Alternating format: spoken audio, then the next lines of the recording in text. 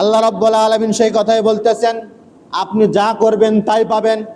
ওয়া ইন তুসিবহুম হাসানাতুন ইয়াকুলু হাযিহি মিন ইনদিল্লাহ ওয়া ইন তুসিবহুম সাইয়্যাতুন ইয়াকুলু হাযিহি মিন ইনদি।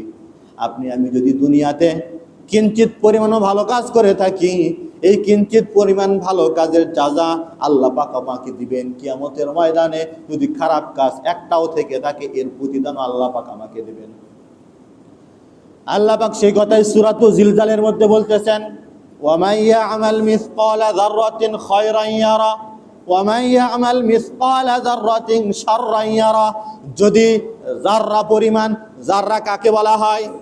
সকালবেলা টিনের ছিদ্র দিয়ে রোদের রশি যেটা আসে, ওই আলোর ভেতরে যে কিঞ্চিত ক্ষুদ্র ক্ষুদ্র যেই ধূলিকণাগুলো দেখা যায়, এটাকে বলা হয় যাররা। আল্লাহ পাক সেই কথাই বলতেছেন, যদি যাররা পরিমাণও যদি তোমার আমল থাকে, ভালো আমল, এর প্রতিদানও তুমি পাবে, এটা তুমি দেখতে পাবে। এই যাররা পরিমাণও যদি খারাপ কাজ তোমার আমল নামায় থেকে থাকে, তাহলে কিয়ামতের ময়দানে এটাও দেখতে পারবে, এর শাস্তিও তুমি পাবে। আমাদের সময় এক সময় শেষ হয়ে যাবে। আমাদের পূর্ববর্তীরা যারা ছিল, তাদের সময় যখন শেষ, তারা চলে গেছে। আমাদের সময় যখন শেষ হয়ে যাবে, আমরাও চলে যাব। চলে যাওয়াটা কেউ ঠেকাতে পারবে না। আল্লাহ পাক সেই কথাই বলতেছেন, আইনামা তাকুনু ইউদরিকুমুল মাউতু ওয়ালাউ কুনতুম ফি বুরুজিম মুশাইয়াদা। ও আমার বান্দারা, তোমরা যদি সীসা ঢালা প্রাচীরের মধ্যেও নিজেদেরকে আবদ্ধ করে রাখো, আর যদি আমি মালাকুল মউতকে তোমার জান কবজের জন্য আমি তাকে যদি হুকুম দিয়ে দেই, সীসা ঢালা প্রাচীর ছিদ্র করে হলেও আমার ফেরেশতা আজরাইল তোমার রূহটাকে কবজ করে আমার কাছে নিয়ে আসবে। কেউ ঠেকাতে পারবে না। কেউ কি ঠেকাইতে পারবে? আমরা কি এই কথাটা কি বলতে পারবো যে আমার কাছে ক্ষমতা আছে, টাকা আছে, পয়সা আছে, সম্পদ আছে, পুরো পৃথিবীর ক্ষমতা আমার কাছে, মরণ আমার কাছে আসবে না? এই কথা কি আমরা কেউ বলতে পারবো? কেউ কি আসি পারবো? কেউ আমরা পারবো না। মরণ এক সময় যখন ধরে বসবে, 30 বছরের টকবগে যুবকটাকেও একেবারে মাটির সাথে শুয়ে দেয়। যেই যুবকটা গতকালকেও নিজের শক্তির বাহাদুরি দেখাইতে গিয়ে নিরপরাধ মানুষদেরকে মারলো, পরের দিন সে লাশ। পরের দিন সে লাশ। তাহলে এই ক্ষমতা, এই টাকা আমাদের কি কোনো কাজে আসবে? তবে কাজে আসবে একটাই জিনিস, সেটা হলো আল্লাহ পাকের কাছে যদি সুন্দর আত্মাটাকে নিয়ে যাইতে পারি। আল্লাহ পাক আমাদেরকে দেখাচ্ছেন, বুঝাচ্ছেন, সময় এক সময় তোমারও শেষ হয়ে যাবে, কিন্তু আমার কাছে তুমি কি নিয়ে আসলে? যদি আমার কাছে ভালো কিছু তুমি নিয়ে আসো, এর ভালো প্রতিফল তুমি পাবে। আর যদি তুমি খারাপ প্রতিফল নিয়ে আসো, খারাপ আমল নিয়ে আসো, তাহলে তোমাকে এর শাস্তি ভোগ করতে হবে। আল্লাহ পাক রব্বুল আলামিন যখন মালাকুল মউতকে পাঠাই দিবেন, মালাকুল মউত যখন জানটাকে বের করে নিয়ে যাবে, যদি সে পাপী হয়, মুজরিম হয়, অপরাধী হয়, তার আত্মাটা বের হইতে চাইবে না।